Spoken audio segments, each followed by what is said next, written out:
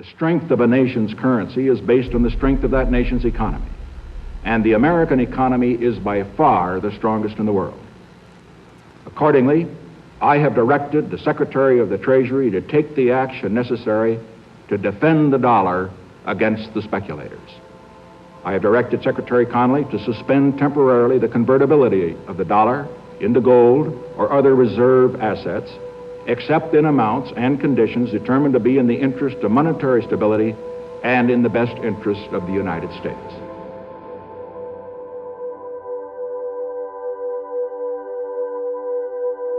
August 15th, 1971 will stand as an important event in economic history for many, many generations. In fact, hundreds of years from now, people will look back to that day.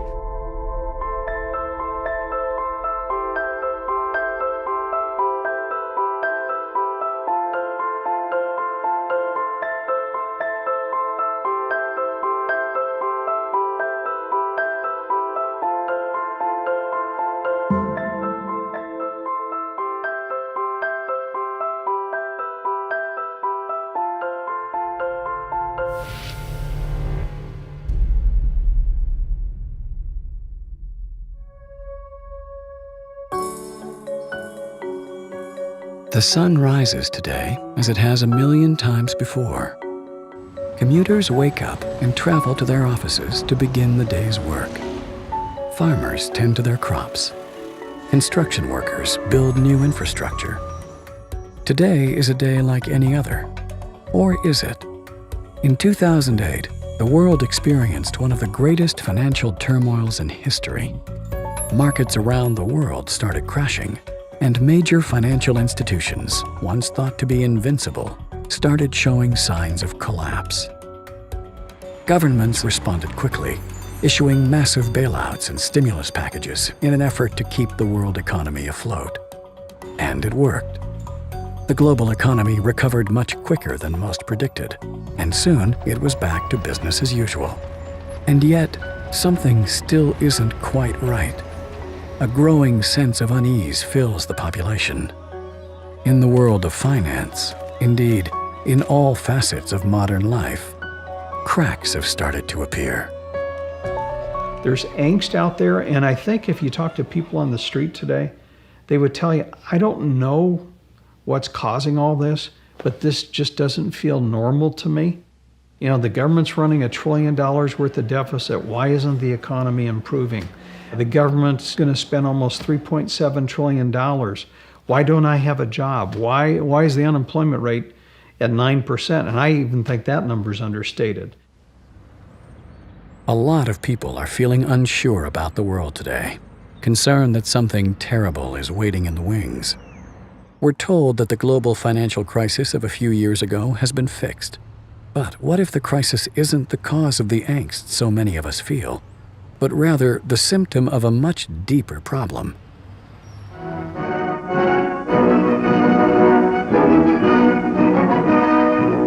At Bretton Woods, New Hampshire, delegates from 44 allied and associate countries arrived for the opening of the United Nations Monetary and Financial Conference. Our story begins in 1944. With World War II coming to an end, the Allied nations met at Bretton Woods, New Hampshire, to create a new financial system which would stabilize the world once the war ended. With America poised to enter a golden age of prosperity, the U.S. dollar was chosen as the world's reserve currency. The Bretton Woods system was created after the Second World War at the Bretton Woods Conference in New Hampshire. And rather than using gold as the means of exchange between countries, as was the case under the old gold standard, the dollar was going to be used. The dollar was chosen because back then it was as good as gold. Under this new system, countries agreed to fix their currencies to the U.S. dollar, and the U.S. dollar would be tied to gold at a price of $35 per ounce. This meant that countries around the world could trade their currencies for U.S. dollars, which they could then exchange for gold. This created a system where all currencies were essentially backed by gold. To avoid the logistics of shipping physical gold across the world, when countries did exchange their currencies for gold, it was usually stored safely in the U.S. Under the Bretton Woods system, you could exchange your currency or your dollars for gold. Now, it only applied to foreign countries and central banks. And we began to run budget deficits. We were running the Great Society program under Lyndon Johnson, and we were fighting a war in Vietnam. And all of a sudden, we were running these deficits, and countries were changing their dollars, and they said they wanted gold. And it began with the French, and then it started to spread. With all the new spending programs in the United States, other countries became concerned that the U.S. was spending more money than it had gold reserves. They started exchanging their dollars for gold and demanded physical delivery, as they felt that there were more dollars being printed than the gold that backed it. To prevent this outflow of gold from American vaults, President Nixon called for an emergency suspension of the gold convertibility system. I have directed the Secretary of the Treasury to take the action necessary to defend the dollar against the speculators. I have directed Secretary Connally to suspend temporarily the convertibility of the dollar into gold or other reserve assets. All of the problems that we see today in the monetary system are a direct result of the decision made in August 15th, 1971, to abandon a fixed link back to gold. What gold did is it provided discipline on governments, provided discipline on government spending. Under the old system, if you ran a budget deficit, then what would happen is gold would flow out of your country until there was a balance again.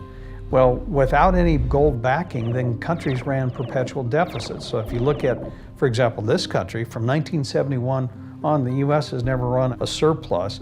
Ever since we went off the gold standard, it's just been perpetual stimulus. Good times, bad times, always run a deficit. What led Nixon to abandon the gold standard in 1971, and although he claimed it was temporary, we've been waiting 40 years, we're still off of it. We ran up huge deficits during the 1960s. We had the guns and butter economy, where the government was both simultaneously fighting a war in Vietnam abroad. In addition, we were funding manned missions to the moon and the whole space program. We were creating more money than we had gold reserves to back it up.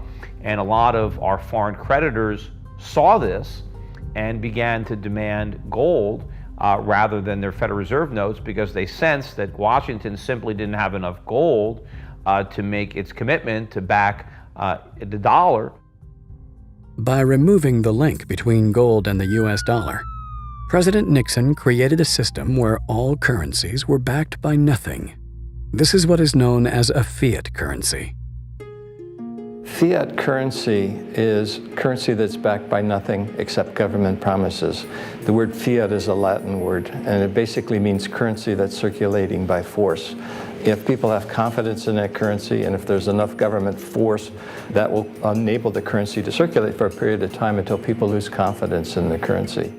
There is no nation on this planet that currently uses money. We all use currency. There will come a day when everybody knows the difference. Money is a medium of exchange, and the way it has evolved is that it's always something of intrinsic value until the modern age, when the politicians say, well, we don't need anything of intrinsic value anymore. All we need is political decree. We can say this is money, this piece of paper is money. Now money has a new characteristic. But underneath it all, there's this same concept in place that nobody ever seems to challenge, and that is that governments have a right to declare something of no value to be money, and you must accept it. That's really the problem, and it's still the problem today. It's destroying the economies of the world. With currencies no longer backed by anything real or tangible, their value was measured only in relation to each other. And because countries with relatively weak currencies could make products cheaply, countries devalue their own currencies to make them desirable trading partners. Every paper currency measures itself against the dollar. So if the dollar goes down, the other central banks respond to that, and they try and intervene in the foreign exchange markets to ensure that the impact doesn't hit their domestic economies. What is a Ponzi scheme? A Ponzi scheme is a fraudulent investment scheme that promises high returns for investors with little or no risk. Sounds too good to be true, right? That's because it is. In a legitimate investment scheme, The money invested is used to build wealth, typically through low-risk ventures like stock or real estate portfolios. Over time, this generates enough income to pay the investor back their initial investment plus some profit. A Ponzi scheme, on the other hand, promises massive returns quickly. How does it accomplish this? Instead of using the money invested to build wealth, a Ponzi scheme simply brings in more investors to pay off the previous investors.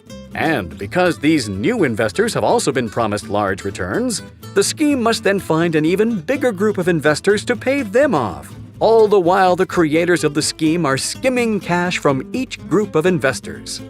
Because a Ponzi scheme doesn't generate any wealth itself, it must constantly bring in larger and larger groups of investors to keep functioning. Eventually, no more new investors can be found, or large numbers of previous investors all cash out at the same time, and the scheme collapses in on itself. By this time, the perpetrators of the scheme have siphoned off tremendous amounts of money for themselves, while the investors are left out of pocket and out of luck. Without a fixed link to gold, the U.S. Treasury has been able to borrow and spend as much money as it wanted. When the U.S. government needs money, it takes out a loan with the Federal Reserve. The Federal Reserve prints the currency required for the loan, and in return receives an IOU from the U.S. Treasury. These IOUs are called government bonds.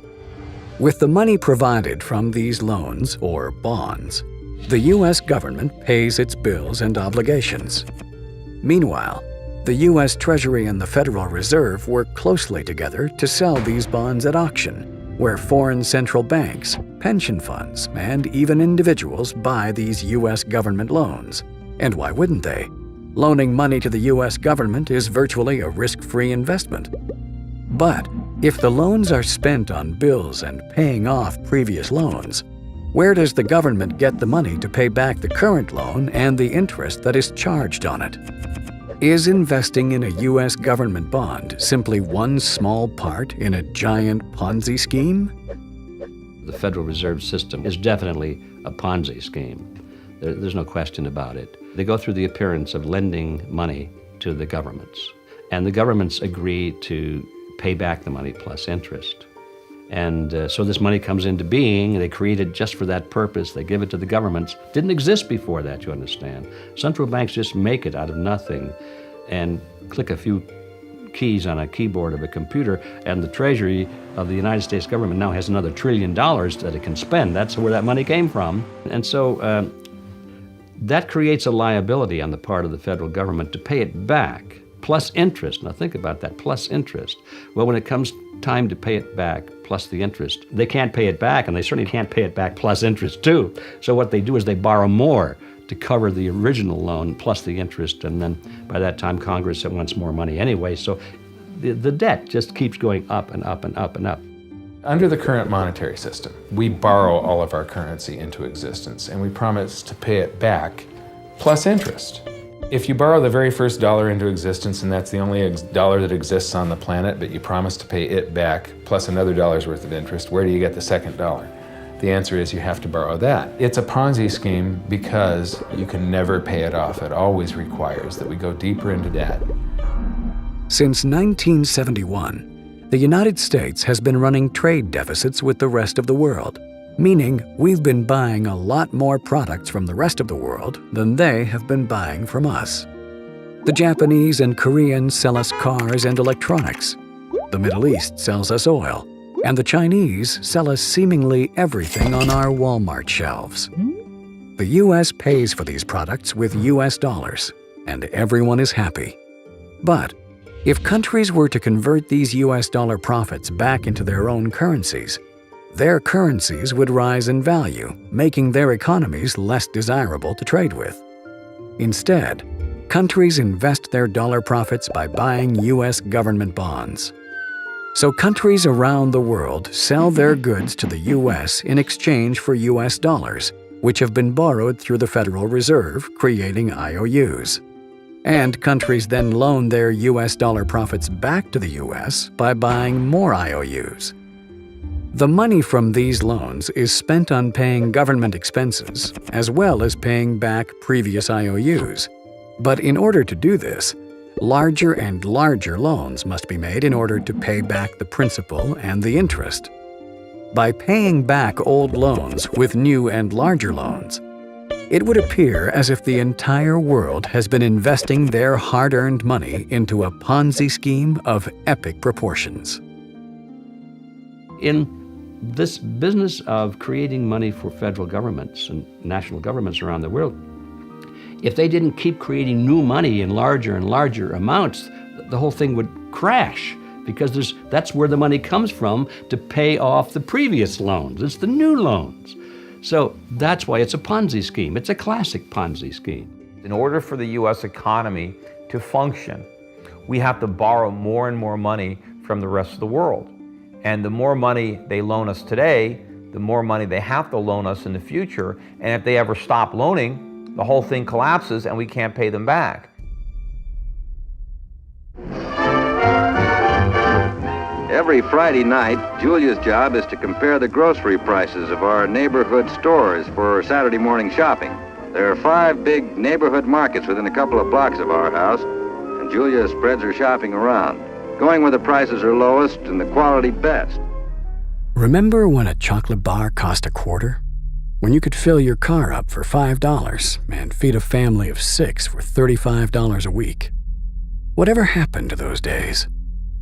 Without anything tangible backing currencies, governments could borrow and print as much currency as it wanted. This has gradually led to the value of our currency being eroded. With the creation of all this money, that dilutes the value of all of the dollars that were out there before, so that the purchasing power of the dollar gets crowded down, and we used to be able to buy a gallon of gas for 31 cents. Now it's hitting around $5.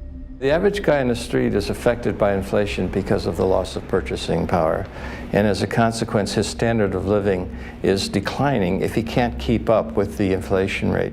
In many measures of a standard of living, Americans today are actually worse off. You can take my grandparents. My grandmother never worked, despite the fact that my grandfather was a carpenter. And they had 8 children. Could a carpenter, somebody without even a high school diploma, just working in a blue-collar job, support a wife and 8 kids today? Not a chance. With inflation rising faster than incomes, people were forced into more and more drastic measures to maintain their standard of living. With each new day, the work of a family begins again. When we went off gold backing of the dollar, what used to happen prior to that is the husband went to work, the wife stayed at home, raised the family. Because of inflation in the 70s, the wife went to work. So now you had 2 incomes that were necessary to produce and buy the same goods and services. In the 90s, we stopped saving. The savings rate basically got down to 0 because people were spending. They couldn't save in order to buy the same goods and services. Then we got to the last decade. The wife was already working. The savings were down to 0. They borrowed money. And so we've gone from 2 earners getting rid of our savings rate to borrowing money to keep pace with inflation. The average person is now forced to borrow well beyond their means, getting themselves deeply into debt. At first, this was to maintain a nice standard of living, but slowly, it has become necessary just to survive. By printing so much currency and devaluing it so heavily, it would seem that governments are essentially levying a hidden tax on their people. Central banks try to say that 2% or 3% inflation is a good thing, and they make that a target. Well, it's still a tax. Why is 2% inflation or 3% inflation better for the country than no inflation? You'll be told, of course, that it's better than deflation, and you'll be told that people like to feel that their money or their jobs or their wages are going up by 2%, at least it's something. When in fact, that 2% is robbery, and what they get is going down by that amount. We are experiencing inflation these days. I mean, yeah, they say the CPI is up whatever it is, 2 or 3%. I mean, anybody who's alive knows that inflation is well beyond that, probably running double digits. The purchasing power of the average person has been deteriorating drastically. But in order to disguise this, governments have been skewing the figures in their reports to make it seem as if inflation is much lower than it really is. There is this curious distinction made, which most people don't understand, between core inflation and headline inflation. The core inflation is the basic 2% target, which doesn't matter. And the headline inflation is once you include all such things like energy prices and sudden tax rises and the rest. Well, the inflation rate is skewed. They use all kinds of contrivances to make the inflation rate look lower than what it really is. If the U.S. government were using the same CPI model that they did when President Carter was in the White House in the late 1970s, the inflation rate today in the United States would be 9 or 10%. That's how badly the currency is being debased. Now, the reason why they do that is there are a lot of inflation-adjusted responsibilities that the U.S. government has to pay out money to, for example, people on the Social Security system on an inflation-adjusted basis. If they keep the inflation rate low, according to their own statistic, that means they're paying out less. That means the government budget deficit is less. A thriving metropolis, Toledo is one of the world's greatest glass processing centers.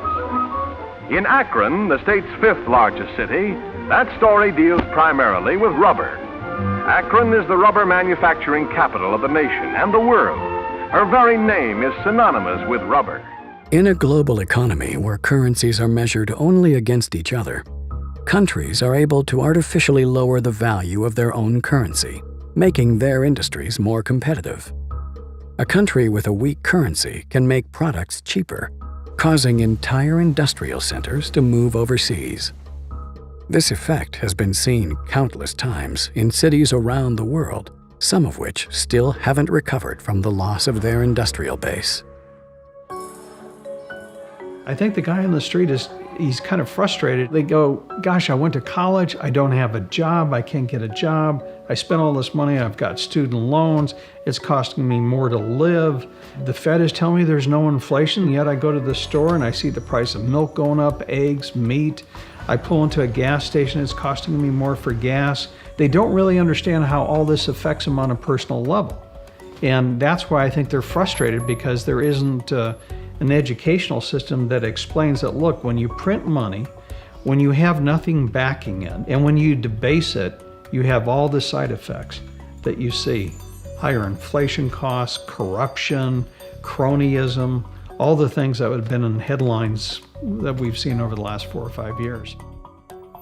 The protest movements are an interesting phenomenon.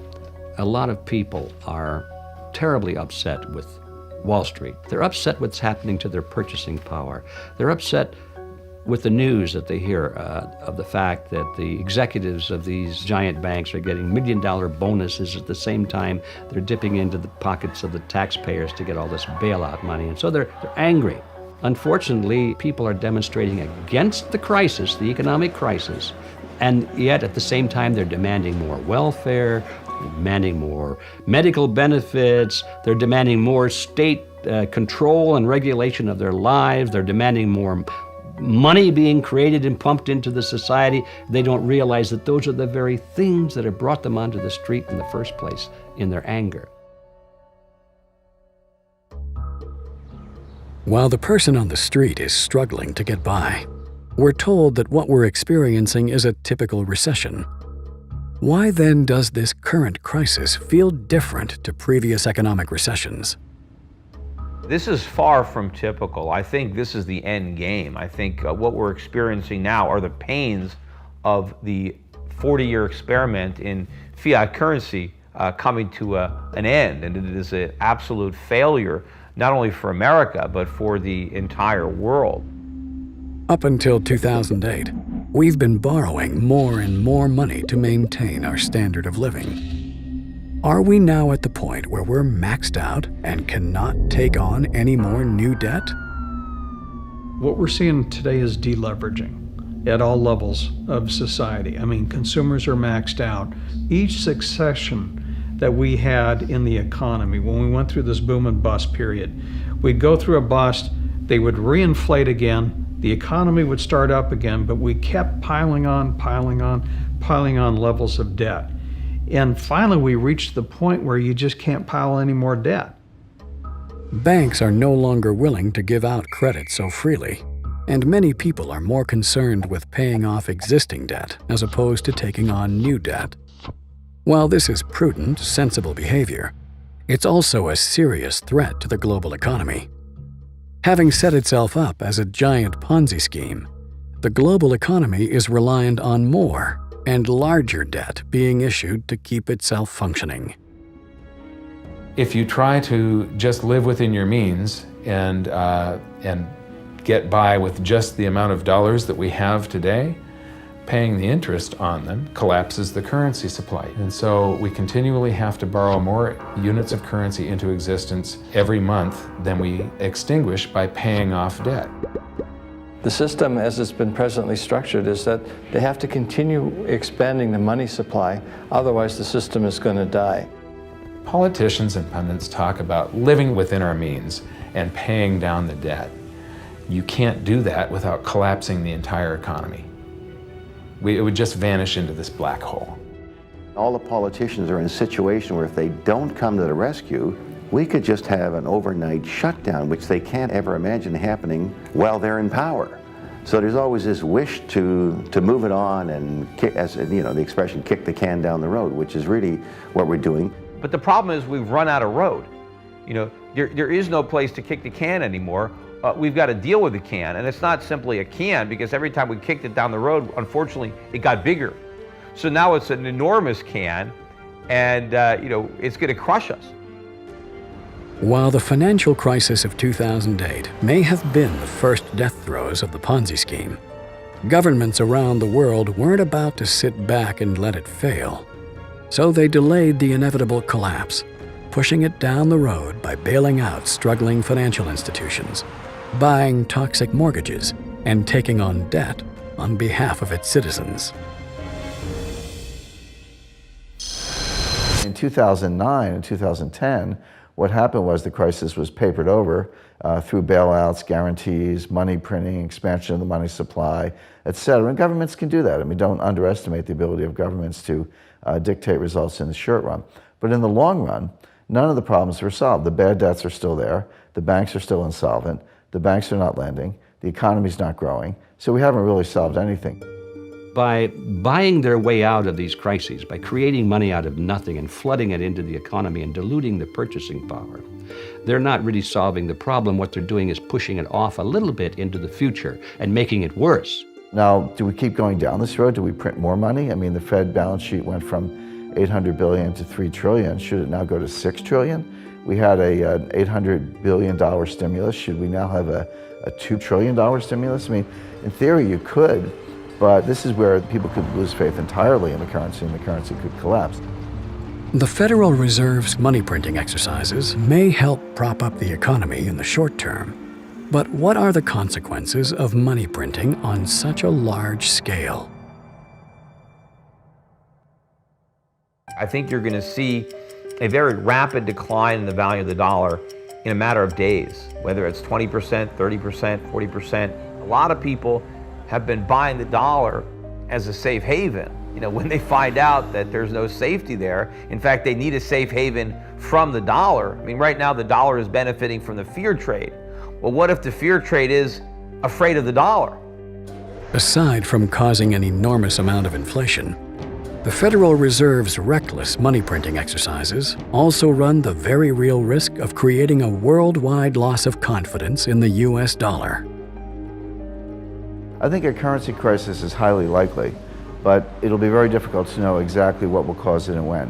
I think it'll be something unforeseen. It could be a natural disaster, it could be a political shock, it could be just a general loss of confidence. It could be something as simple as a treasury auction that goes bad, there's no buyers, and all of a sudden the interest rate starts to go up. Then the financial players, the big hedge funds, start to react to it, dumping dollars. Then all of a sudden you have foreign central banks that begin dumping dollars, get me out. And when that happens, just like that. At some point, just like all Ponzi schemes, the participants wake up to the con, they don't want to participate anymore, and the whole thing implodes. Now, you know, when private factors, when people who are voluntarily participating, foreigners, foreign central banks, when they stop buying, the one difference is the Federal Reserve can come and supply the demand for the people who are waking up to the Ponzi nature of what we're doing. But of course, when the Fed becomes the only buyer, that's the end game, or be the beginning of the hyperinflation. Hyperinflation is a rapid increase in the inflation rate, so much so that people lose faith in the currency, and you see what is in effect a flight from the currency. Defeated Germany has a runaway inflation. In Germany, the mark becomes so worthless, it is used to paper walls or to light stoves. What happens is the government spends so much money forcing it to borrow, it gets to the stage where it's borrowing more money than the market is willing to lend to it. The central bank then steps in and turns that government debt into currency. The great question is, and I don't know the answer, is at what level of inflation, 5%, 10%, 15%, 20%, do you start to panic? All I know is when that level comes, everybody panics together. Consequence of a hyperinflation is the price of goods and services rises very, very rapidly, and that feeds upon itself, causing people to get rid of the currency even more quickly. So you then have a situation where people go out and they buy things just to get the hell out of paper money. And paradoxically, that then starts driving and accelerating demand for paper money, because they want more paper money to go and buy things. So you have this situation where the value of paper money starts collapsing in advance of its issue. In everyday life, you'll be scrambling from day to day to get tangible things. If you're thinking of buying 1 can of tuna, you're going to buy 2, because you know that tomorrow or even later on that day or the next hour, that can of tuna is going to be costing you more. That you're going to be scrambling to get anything that's tangible.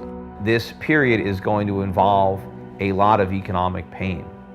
A lot of people who are currently retired in America are going to have to get jobs. Their retirement is gone. It's been bankrupted because they put their faith in a Bernie Madoff type national Ponzi scheme.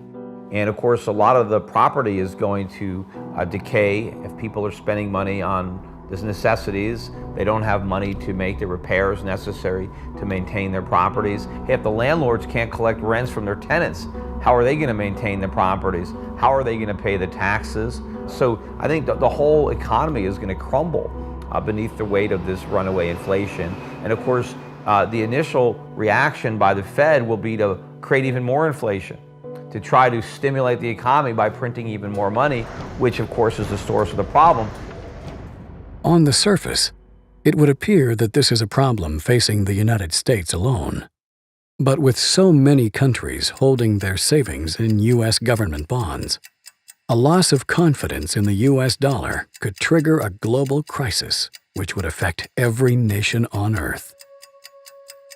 If the US dollar hyperinflates, the implications are really profound, because you can go to a country like Zimbabwe and see the impact of a hyperinflation. But what happens when the world's reserve currency hyperinflates? We've never been in this situation before. It's impossible to predict, what the outcome is going to be. But logic suggests that if the US dollar hyperinflates, most, if not all, of the currencies of the world will also have severe economic problems, because at the end of the day, the reserves of all of these currencies are basically dollars.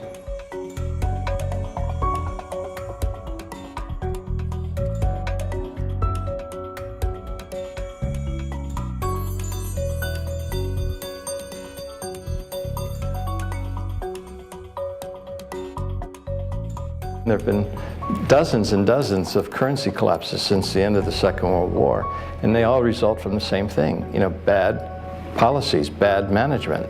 And the U.S. right now is pursuing bad policies. Central bank is doing a bad job managing the currency. And as a consequence, it's inevitable that the dollar is going to collapse. It's on this road that I call the fiat currency graveyard.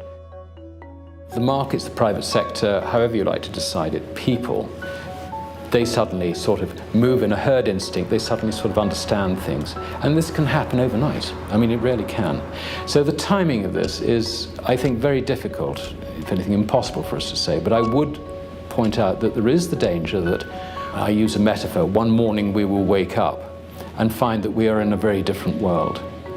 It may not be one morning, it may be a week, a month, I don't know. But when it happens, I think it'll happen quite quickly, and we won't really be able to predict when. Hyperinflation may be one of several scenarios facing the world today.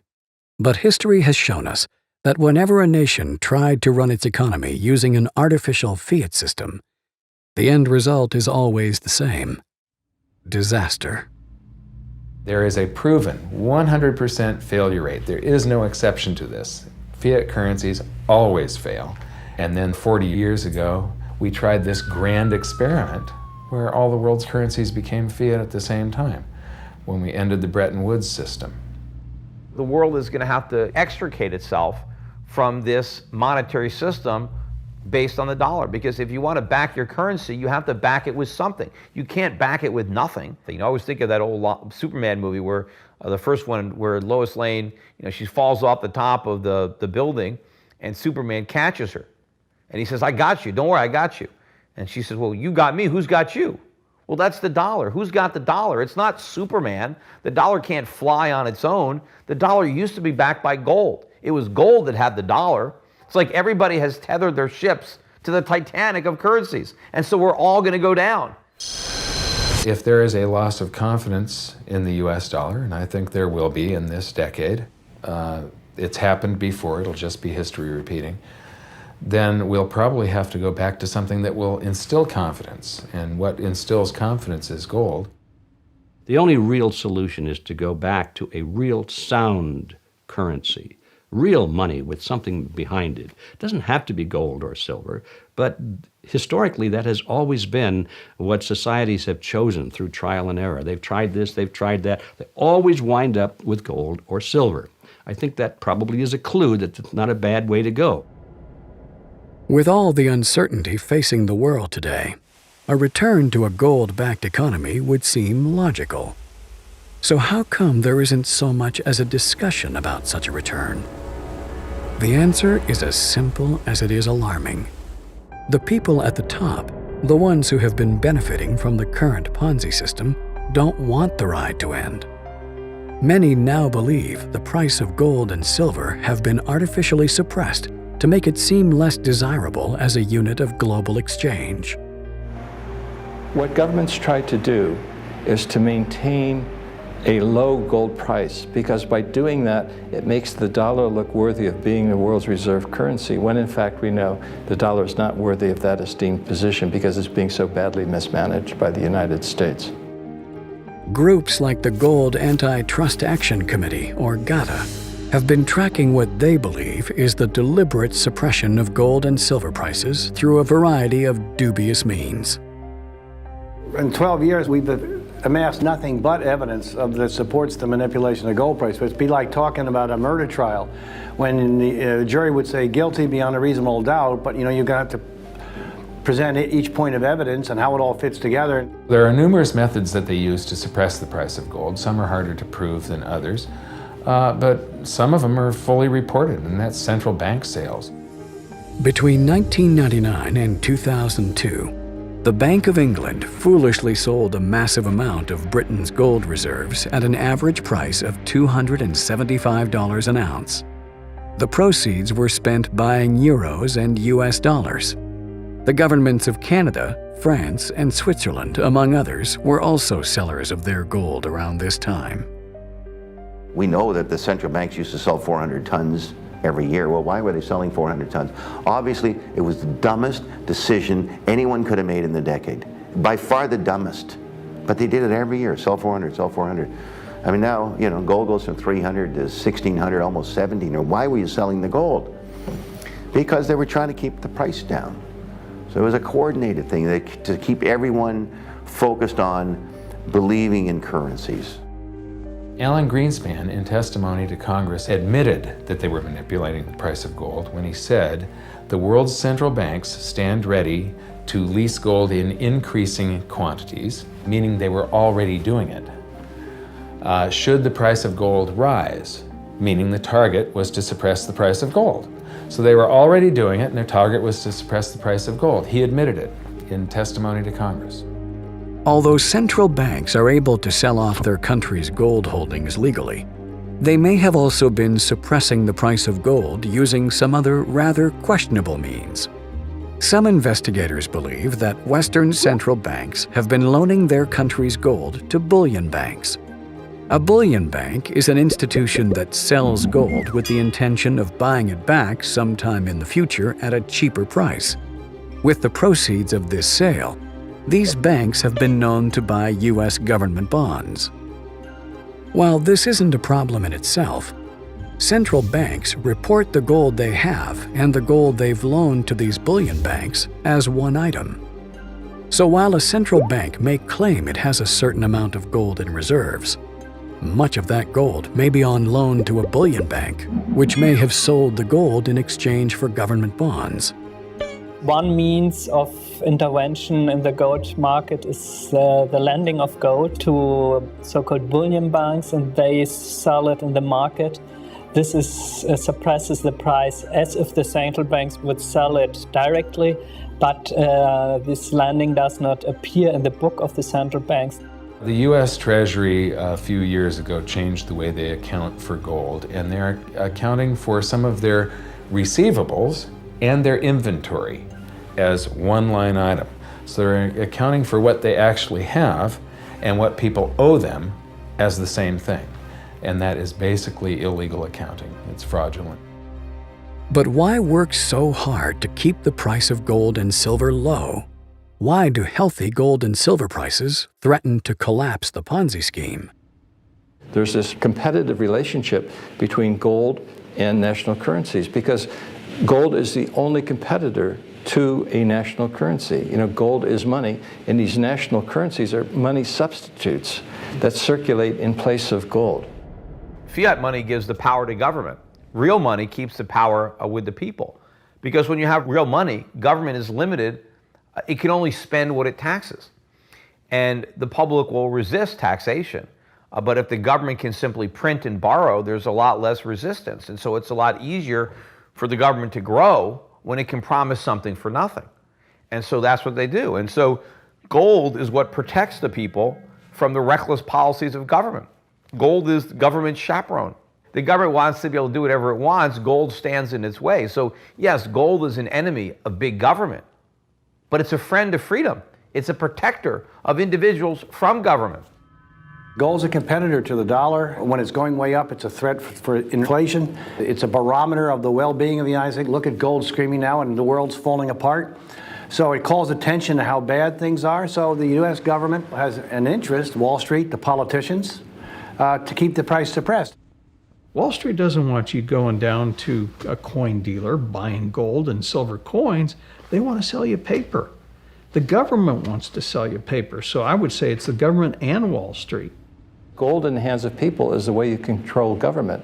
Governments cannot create money out of thin air. If it's gold, they can only create paper out of thin air. And if they can create paper out of thin air, they can use that paper to wage wars, or they can use that paper as a political contrivance to enrich their friends. And as a consequence, governments have been fighting gold all century long. Despite this desire to keep gold and silver down, the recent instability in the markets has seen the demand for gold and silver skyrocket. This in turn has exposed a deeper problem within the central banks.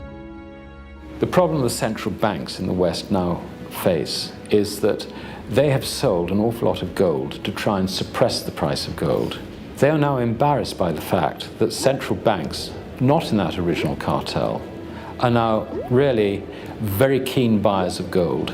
And we're talking about the Chinese, we're talking about the Russians, we're talking about the Indians, we're talking about even Mexico. All these non-mainstream central banks, not part of, if you like, the top club members of the Bank of International Settlements, You know, the little guys in that context, they're picking up hundreds of tons of this stuff. To suppress the price of gold, Western central banks have had to sell or loan out their country's gold holdings. But because the gold they sell rarely leaves their vaults, no one can be certain they aren't selling or loaning out more gold than they physically own. If this is true, then this could be one of the biggest scams ever perpetrated in history. A massive con perpetrated not by individuals, but by entire governments. This central bank gold, most of it sits at the New York Federal Reserve and the Bank of England. So it's in the basement of these two places, and it doesn't actually move. When a country is doing international settlement, they basically take a bar off of this pile and put it on that pile. Or they'll just change the labels, or it's just a book entry, it's accounting.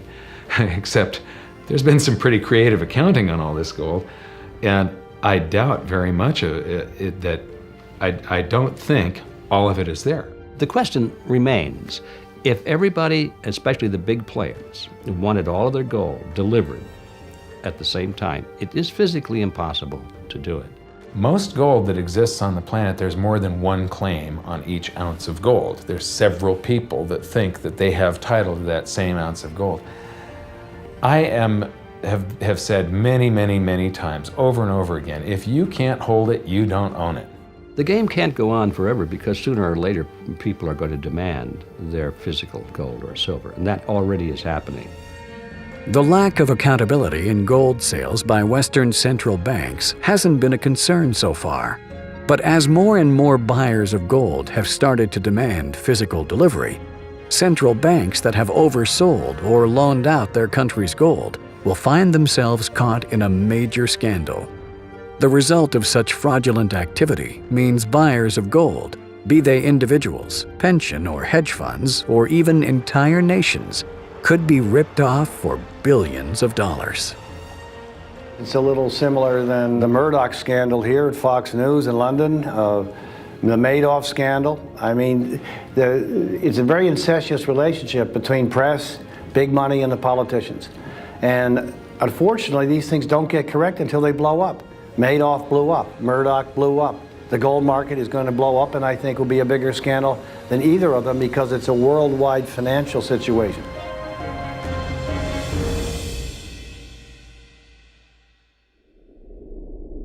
The only trick that the politicians in power today know, and the central bankers, the only trick they know is to create more money out of nothing, to inflate the currency.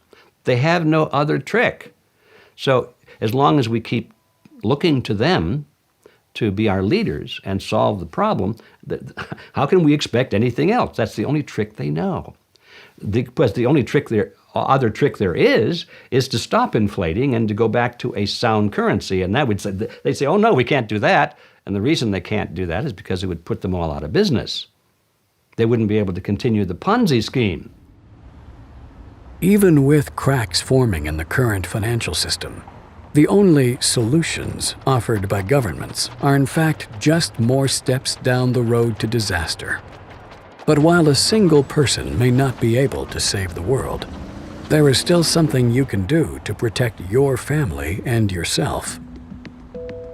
You cannot turn to a Ponzi schemer and ask him to run a real business because he doesn't know how. So you can't turn to all of these Ponzi schemers in government who are inflating the currency and say, well, let's solve the crisis in some other way, because they don't know how.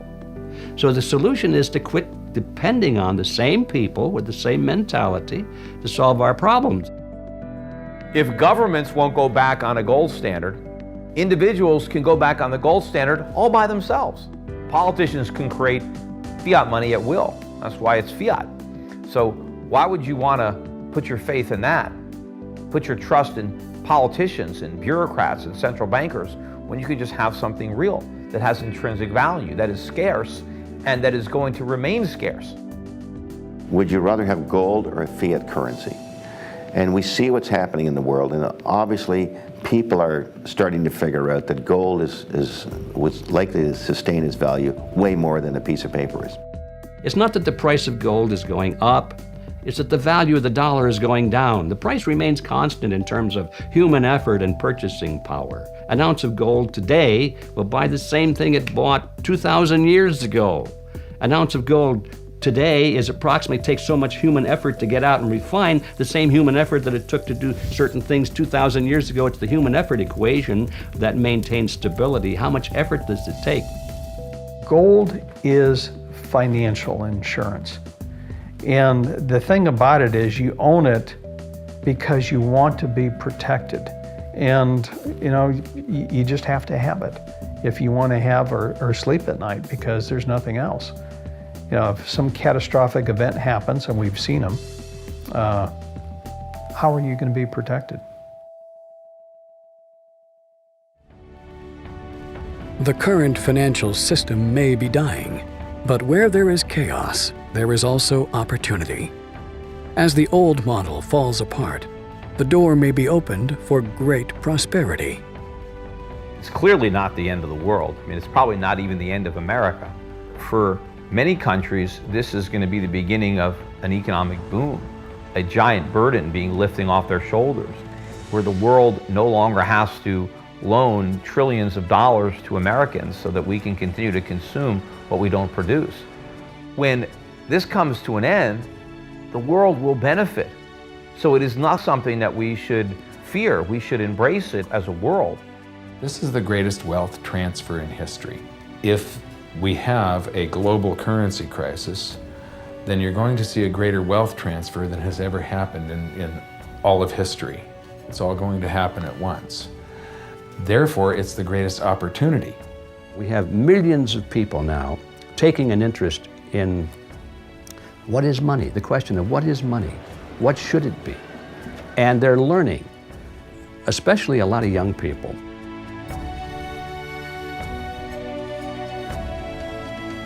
The sun will rise tomorrow, as it has 1,000,000 times before. Commuters will wake up and travel to their offices to begin the day's work. Farmers will tend to their crops, and construction workers will build new infrastructure. But will the world they live in still be the same? In 2008, the world was given a wake-up call. The biggest financial crash in human history was delayed by the same poor decisions that brought it about in the first place. What that massive bailout bought us was not a solution, but merely time. Time for the people responsible to wring the last few dollars out of a dying system.